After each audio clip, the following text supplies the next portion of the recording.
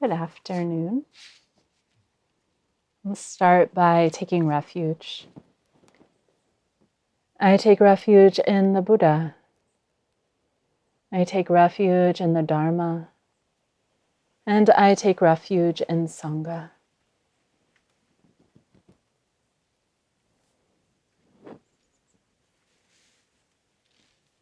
Start with a poem. Sitting in a circle, the snake eats her own tail. Together with the great earth, we are this complete wholeness. Walking in the forest, the snake unfurls, meandering through trees and rocks, a timeless pilgrimage, unbroken. Sesshin is ceremony. We don't use that word very often, but it's true. We are in continuous ceremony from the moment we wake up until we go to sleep. And even our sleeping is nested in that open period of Zazen, the ceremony never broken.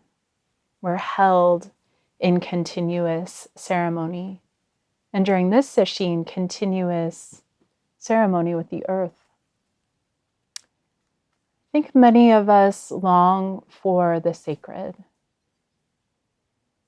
And I also think we're afraid sometimes of that longing.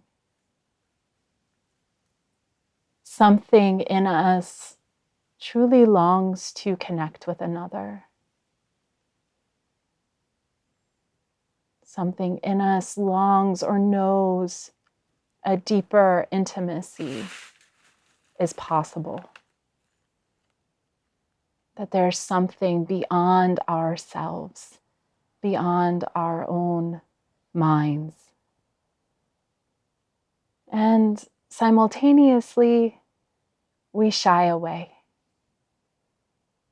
We feel unworthy of such blessedness. We feel as though we couldn't possibly participate in the open secret that is our shared sacred life. Yet we are participating.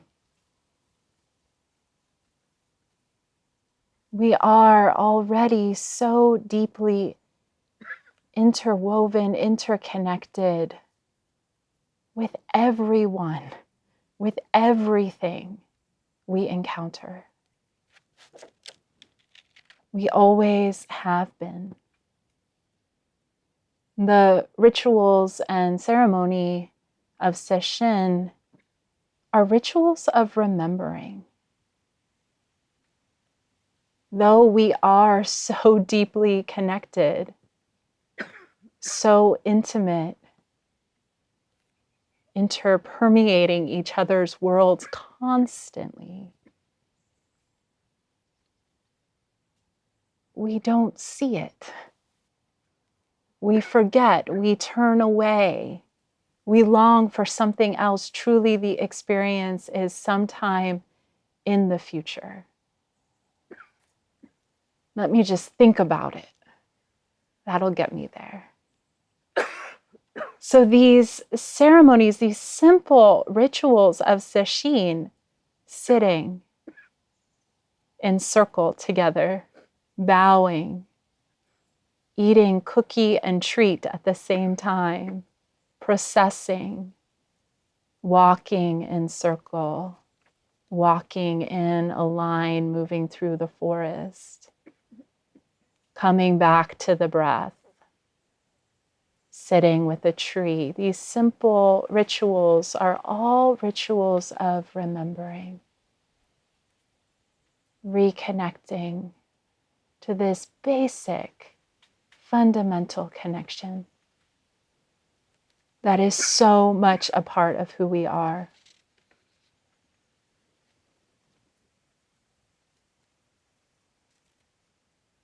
And we're remembering too during this sesshin that earth is our home.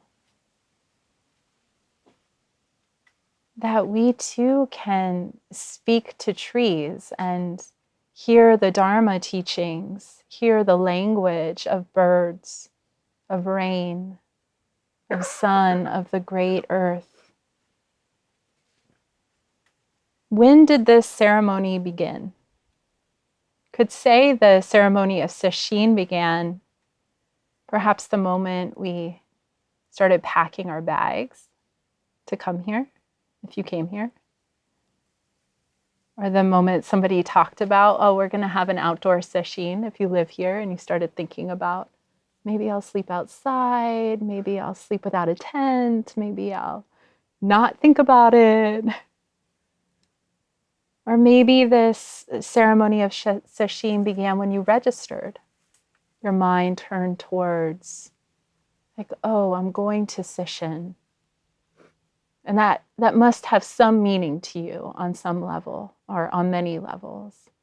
I'm going to this retreat. I'm taking the time off from my ordinary life.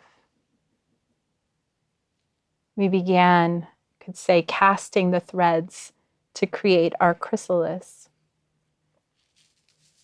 not knowing what was going to happen, yet having some intentions, I imagine.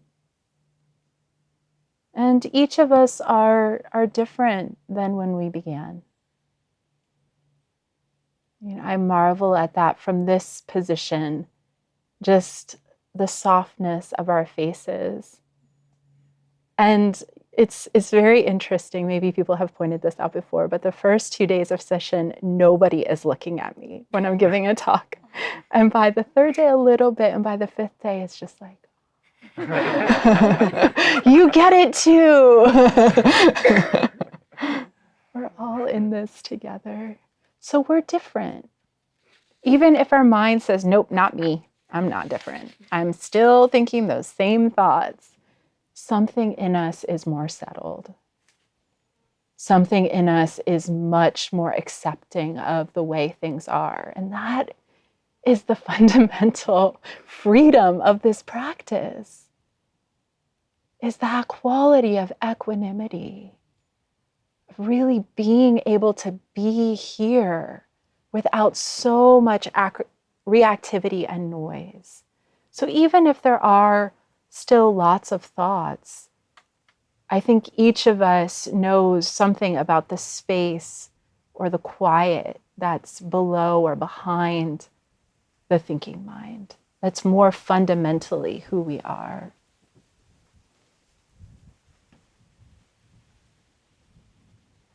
I appreciated Kodo's instruction yesterday. It was actually quite moving to heal with the earth.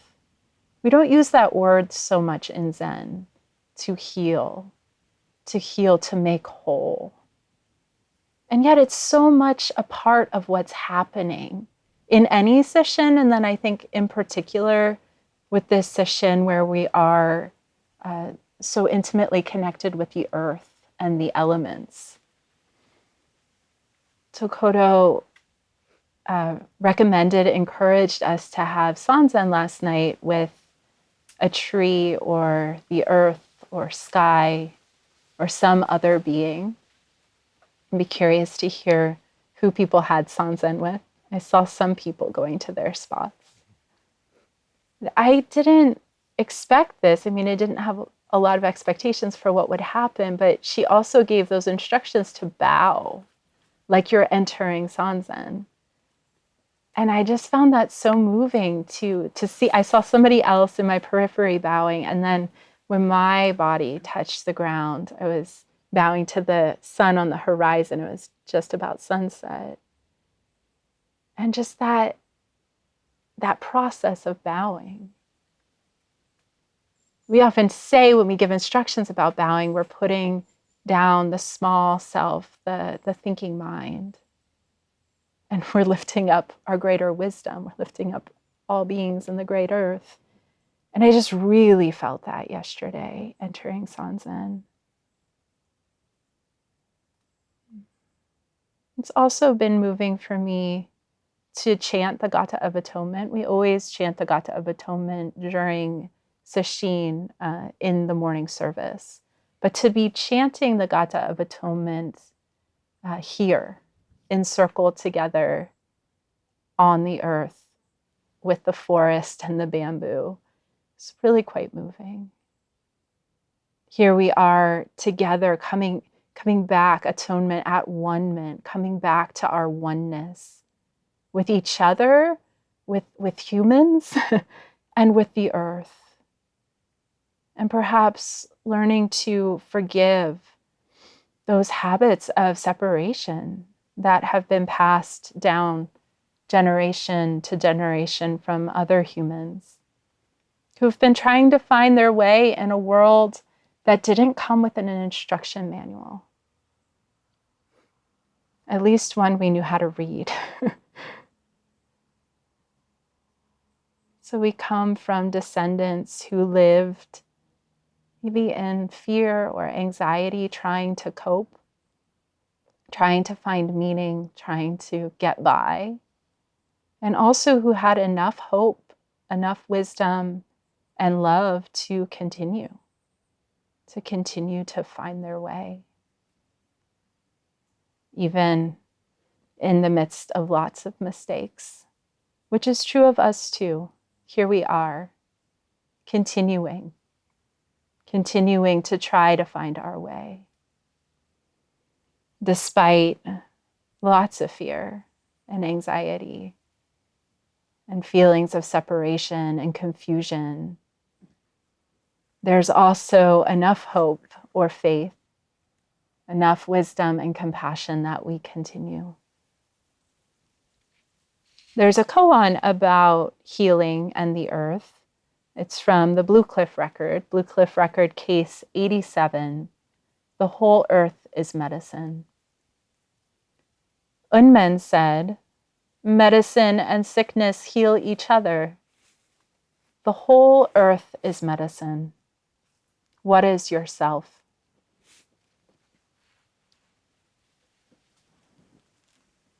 So I'm going to read a little bit from where that koan comes from. So there's a sutra in the Mahayana, a Buddhist tradition, called the Avatamsaka Sutra. And in the Avatamsaka Sutra, there's a practitioner named Sudana who goes on pilgrimage and meets with 52 teachers. One of the teachers he meets with is Manjushri. One day, Manjushri ordered Sudana to pick medicinal herbs. He said, this is Manjushri. Manjushri is also the bodhisattva of great wisdom, so the archetypal energy in the Buddhist tradition of clear wisdom. So he's often depicted riding a lion with a sword that cuts through delusion. So that's Manjushri. Manjushri ordered Sudana to pick medicinal herbs. He said, if there is something that is not medicine, bring it to me. Sudana searched all over, but there was nothing that was not medicine. So he went back and told Manjushri, there is nothing that is not medicine. Manjushri said, gather something that is medicine then. And then Sudana picked up a blade of grass and handed it to Manjushri. Manjushri held it up and showed it to the assembly, saying, this medicine can kill people, and it can also bring people to life.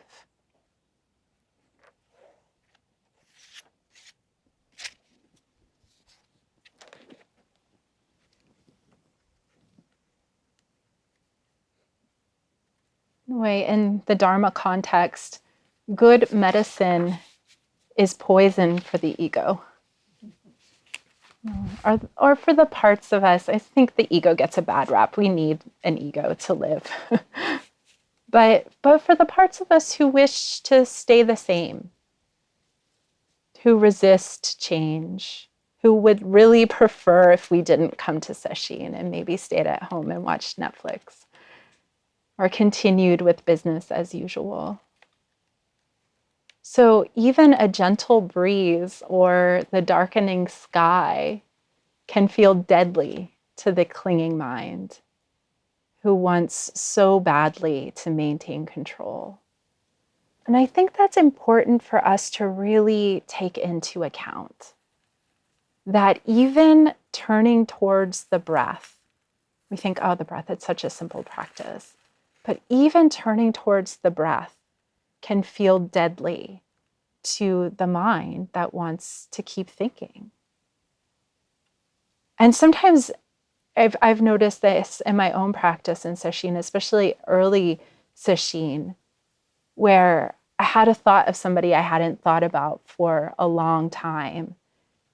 And then my practice mind was like, okay, back to the breath. And there was this feeling of like, I'm killing that person. And just like really like a deep kind of grief of like, do I have to let go of them too? And of course not, but sometimes it can feel that way. Like it can feel like, oh my gosh, what else am I going to be asked to give up in this practice? So in a way, this practice is simple and it's really hard because we're in this continuous state of relinquishing. And in that, we're opening the hand, and in that we start to see that, oh my gosh, an open hand contains the entire universe. Nothing is lost. But to the clinging mind, it feels like everything is lost. And so, that's why we do hours and hours and hours of this. And that's why people keep doing it for decades. Because that mechanism is well practiced. And we're learning to like really know that it's safe. And then sometimes it's not. And that's okay too. That's part of the process. It's breathing. It's breathing. It's opening and contraction. There was a YouTube video going around recently of a dahlia opening. And it opens and then it contracts. And it opens and then it contracts. And it opens. It was in stop motion, or what is that called? Time lapse. So it was like really showing that process that we can't see in normal time with our human eyes.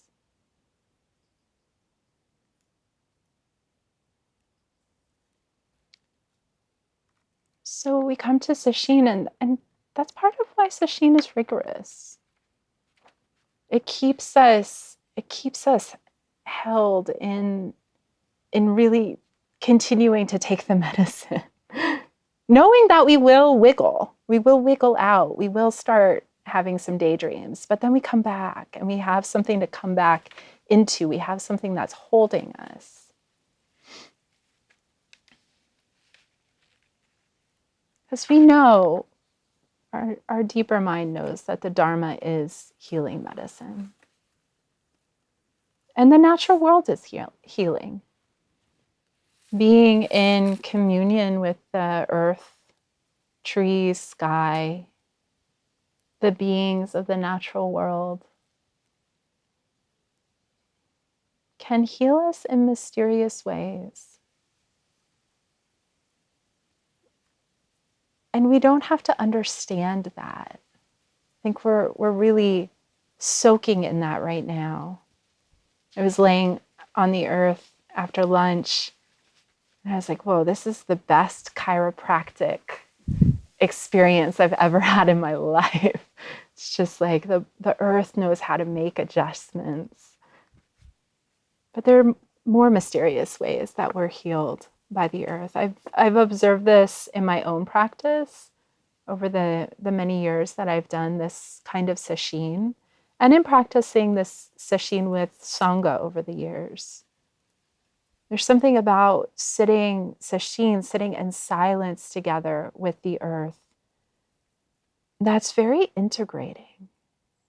I think it's healing for us, and I think it's also healing for the forest and the animals. I walked past a robin today, and we were literally this far away. I thought it was a statue.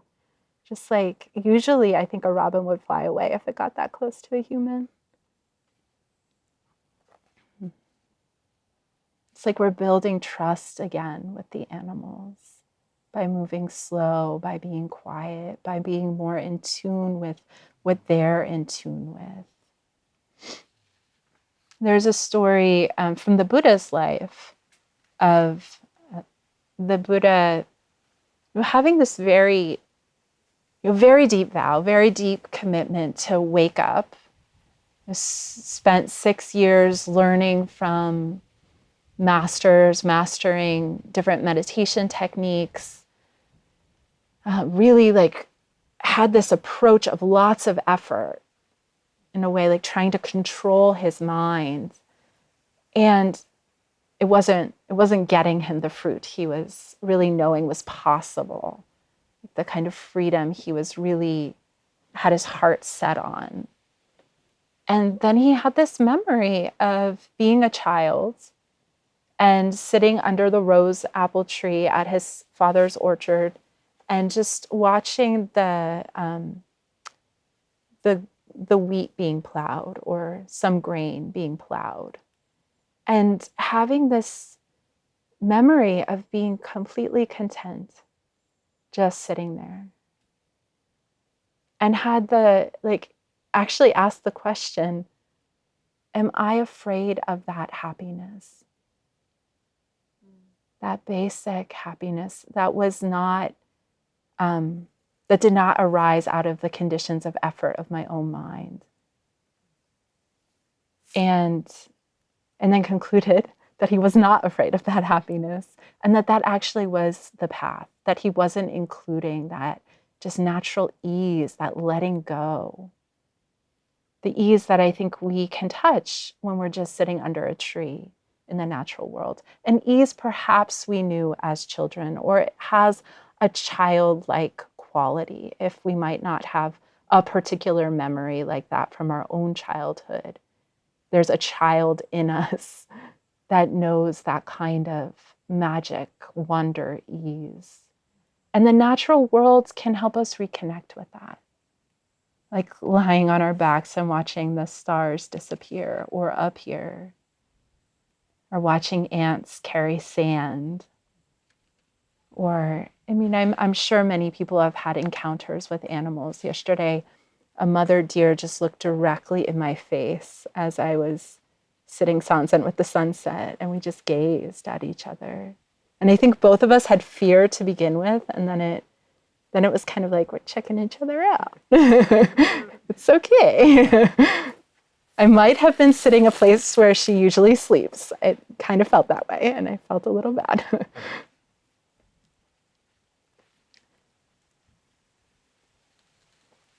So we're also remembering or reconnecting to the parts of ourselves who know that practice is natural to us. So while we have parts that may resist this practice, we also have parts of us that this is completely natural. And also who know that there's magic in the universe. And maybe we're told from early on not to believe in magic, but still held a glimmer of, come on, this is magic. And that gets reawoken. That gets included. That gets like braided back into what practice is. I feel like when I do this kind of sesshin, my scope of what practice is just keeps getting bigger. Like the Genjo koan that we're chanting at lunch, it just has all of these references to the natural world. It's like the moon in your water dish, like the bird that's flying in the sky, like the fish that's swimming in the sea. It's all teaching us. It's all showing us that this is natural to us. That this is our original home. I think that's another thing that we really touch into during this sesshin, that Earth is at home with itself. And so in sitting in ceremony with the earth, as we have, we begin to feel, in a way, welcomed back home. Like, oh yeah, I've been on this earth my whole life. The earth's at home with itself. Perhaps I also can be at home with myself, can feel at home on this earth,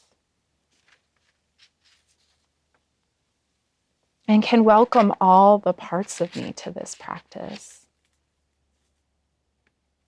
So we're sitting outside period after period, day after day, many people sleeping outside, also eating outside. We touch different parts of us than we touch during a regular sesshin, perhaps. I feel more in touch with a kind of animal self, instincts, as well as magical child parts, as well as parts of us who maybe are afraid of the Zendo or feel shunned from the seriousness of Zen. Maybe those parts are also feeling a little more welcomed. Maybe if it's not in the circle or during the formal sitting, maybe when you're sitting alone with a tree, alone. What does that mean? When you're sitting together with these beings of earth and sky, forest. Just as the sky allows all weather, and we've had the great fortune of having pretty moderate weather, but the sky in some parts of the world is allowing hurricanes right now, or thick, dark clouds, or tornadoes. The sky of our own heart can also allow all the storms of the human mind, the storms of the past, to move through us. We can know such a deep allowing, and that is our nature. So perhaps during this sesshin, you have a little more confidence in your ability to experience the weather of your life, to feel its medicine, its healing. In Michael Harner's book, The Way of the Shaman, he talks about his training apprenticeship with two shamans in Peru and Ecuador. And one of the things he says about the healers in that tradition is that they eat the medicine of the forest, sometimes a very bitter medicine. Different plants they know how to prepare, and they take it in and they really become apprentices of those plants and insects and animals. And the medicines that they ingest and learn to work with become their medicine that they can offer to others and help with their healing. In a similar way, koan practice and practicing with the beings of the earth is like we're taking in this medicine. So if you have been sitting as a tree or sitting as the bamboo or sitting as a flower or sitting with trees or forest or sky, that being is in you now. And in a way, your life is not separate from that being anymore. And you know something about tree medicine or sky medicine or bamboo medicine or flower medicine. And that teaching, it exists in you and has the potential to rise up later on as medicine for you or maybe for someone else. I've worked with tree a lot and I've worked with sky a lot. And I could say that there are times when I'm sitting for a period of zazen or sitting in my chair, like working at my desk, and I'm feeling a little restless, and then suddenly like roots, I just feel roots coming from my dantian, like down into the earth. And I don't evoke the image, it just kind of arises on its own. Or sometimes when I'm working with a client, I don't quite know what to do, and I feel my heart just say love. And the spaciousness of the sky kind of opens up and holds us both. These medicines are in us, and that's part of the way that Chosen Roshi taught me to work with koans is to really become the beings in the koan. And so many koans are koans of the natural world. And so it may seem kind of silly or childish, but it's actually like a deep, deep intimacy that we can learn by sitting with the beings of the earth and letting them in, letting them transform us. I was using this analogy the other day of mountains are mountains, rivers are rivers, you are you, and then mountains aren't mountains, rivers aren't rivers, you aren't you, and then we're us again, mountains are mountains again, but we're not the same. We're not the same, and that's part of this. When we're not us, and let ourselves be tree, or let ourselves be sky, or let ourselves be bamboo or wind, or whoever has been a teacher for you during this session, they're in us, so now we're not the same as we used to be. Maybe there's a sky where your mind should be, and that's a good thing.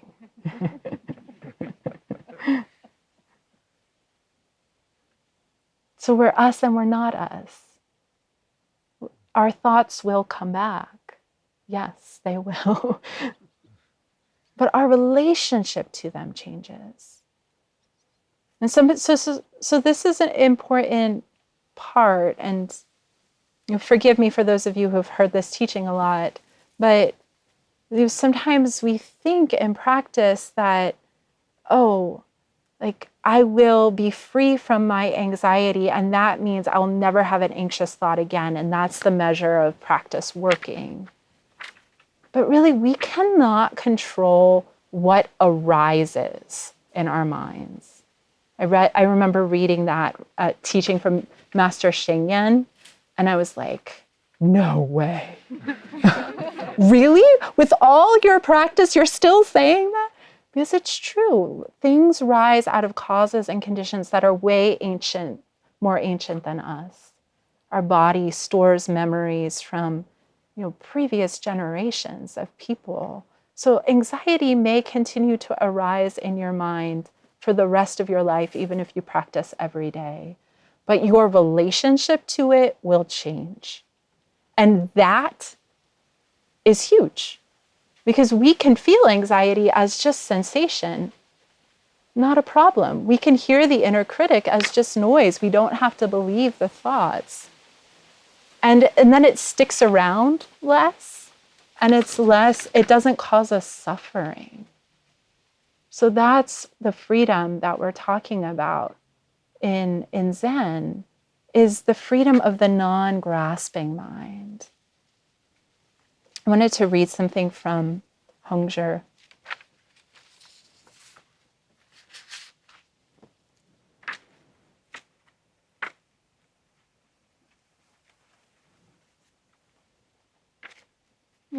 Another piece of that is, like, anxiety may arise, and simultaneous with its arising, when we have a lot of practice in us, is loving kindness arises. The loving kindness phrase arises, or like some practice arises just to meet it, and that's pretty amazing. And I'm sure people have started to taste that, even just a little bit. Like, you notice your mind going off into catastrophizing, and then you find yourself back on the breath, and you didn't do that.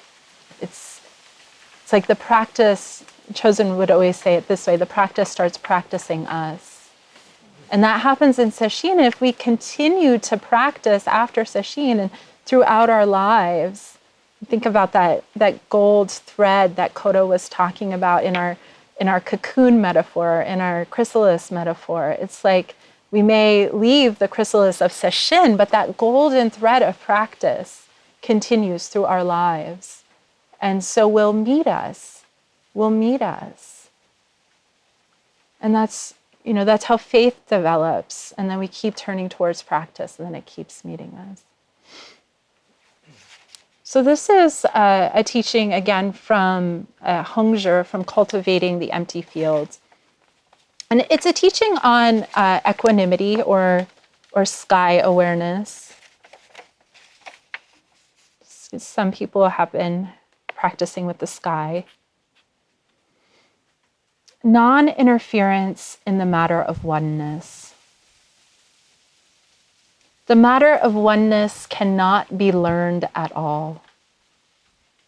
The essence is to empty and open out body and mind, as expansive as the great emptiness of space, or the great openness of sky is another way you could translate that.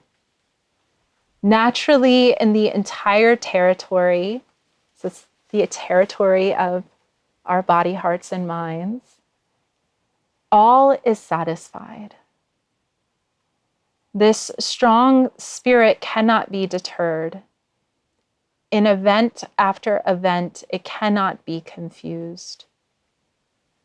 The moon accompanies the flowing water. The rain pursues the drifting clouds. Settled, without a grasping mind, such intensity may be accomplished. Only do not let yourself interfere with things, and certainly nothing will interfere with you. Body and mind are one suchness. Outside this body, there is nothing else. Your body is the body of the universe. The same substance and the same function, one nature and one form. All faculties and all object dusts are instantly transcendent. So it is said, the sage is without self, and yet nothing is not themselves.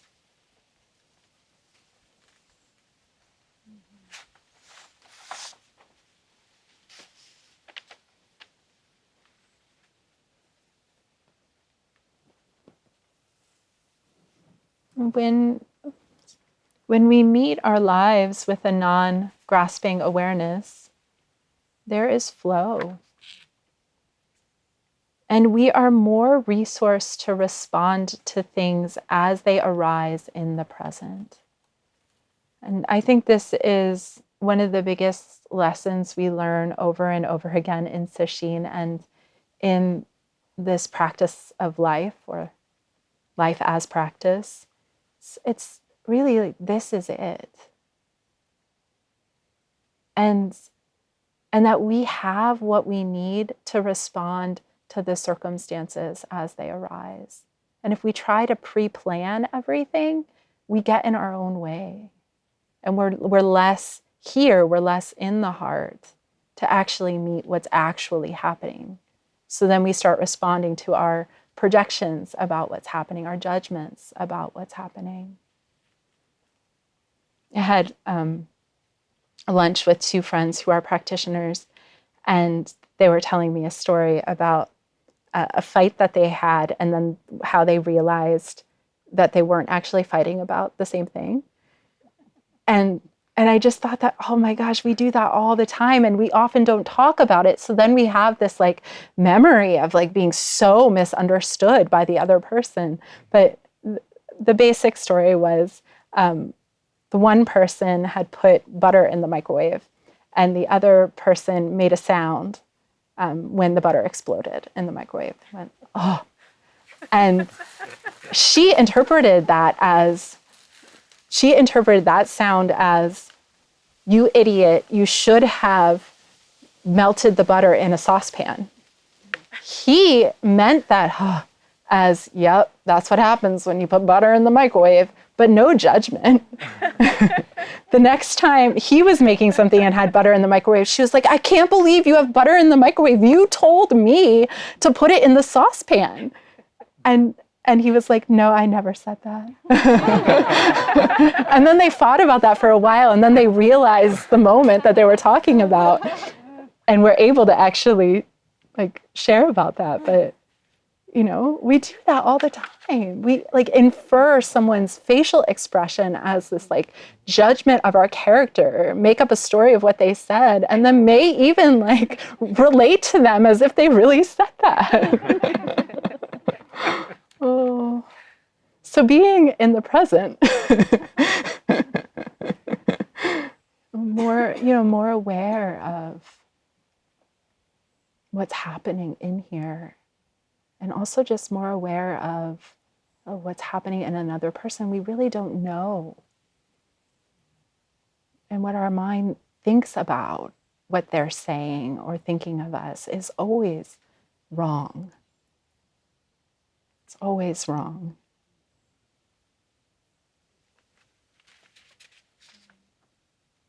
But I think we learn, from doing sesshin and from trying it out. I find, I'm kind of finding that with this talk right now. I have all these words written on paper, but I'm not reading most of them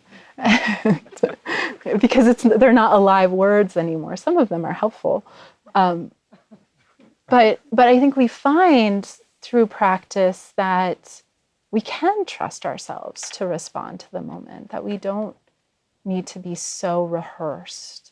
And we can try that out in sanzen, in teacher-student relationship. That's one place that we can practice showing up and just trying not to have anything prepared, and just showing up in our zazen and just see what happens. I'm totally guilty of trying to prepare for sanzen and my mind thinking of all these things I'm going to share, and then I walk in the room and I can't say any of those things because they're dead. They're not real. Like, what's happening now is so different than, my imagined sanzen with Hogan. And so learning that over and over again, I soon learned, okay, there's no point in rehearsing. But maybe it's helpful for me to remember some things sometimes. So Kodo shared this koan yesterday. Be an ancient tree in a high wind. We keep coming back to this tree. Maybe that's the single teaching that has run through the Sesshin tree. I know not everybody is practicing with tree, but this can apply. This can apply to anything that you're practicing with. Another way this koan is stated is be an immovable tree in a heavy wind. When the wind blows, does the tree move? Right? What parts of the tree move? The leaves, the branches. Does the trunk move? Probably depends on the tree. Does the roots move? When we look at trees, when we sit with them, we often see their upright trunks, their extending limbs. We hear the wind moving through their leaves. Perhaps animals climbing on their branches or moving in and out of their hollows. But so much of a tree's life is actually invisible to us. And trees in ancient mythologies are connectors of worlds. Axis mundi. They have a whole life in the underworld. And then they have a whole life in our world. And they also extend up into the heavens in a world that few of us will ever understand. The world of the birds and flying creatures. But to be an ancient tree in a heavy wind is to know that we too have subterranean roots. Maybe they don't extend into the earth in the same way as a tree, but they connect us to the dark and mysterious realm of the Tao, or of prajna paramita, wisdom beyond wisdom. So when we sit or enter the ceremony of Sesshin or train in Zen or live a human life, we open to this ancient wisdom, which is beyond our ordinary mind and ways of perceiving. And so much of Sesshin is happening in the underworld, below the level of our conscious mind. Sometimes we get glimpses of this work happening. We suddenly feel more ease in our body, or a holding pattern or a belief releases, or our hearts open, or we have a flash of clarity or a moment of deep stillness or surrender. But most of the work is happening below the surface, below ground. And we have a tendency to want to be able to keep track of what's happening.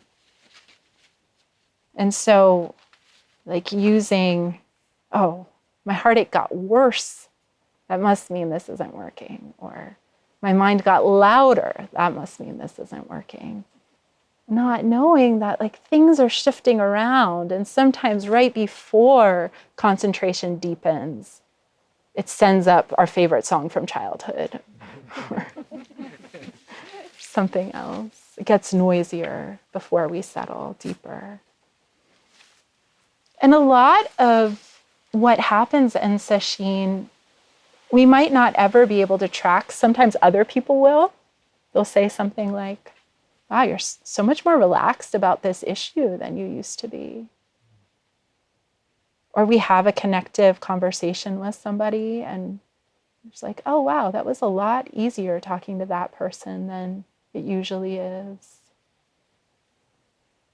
Or, this is something we had one of our longtime practitioners, his kids practiced here for maybe 6 months. And he said one of the most remarkable things was they would come home and just do the dishes after they ate. And they never did that before. And that might not be something they were tracking as oh yeah, my practice is working.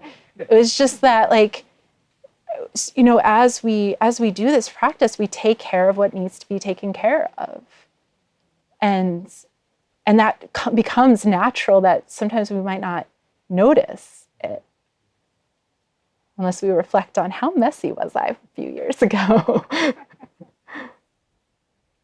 It's one of the things I love about living with a practitioner, does the dishes.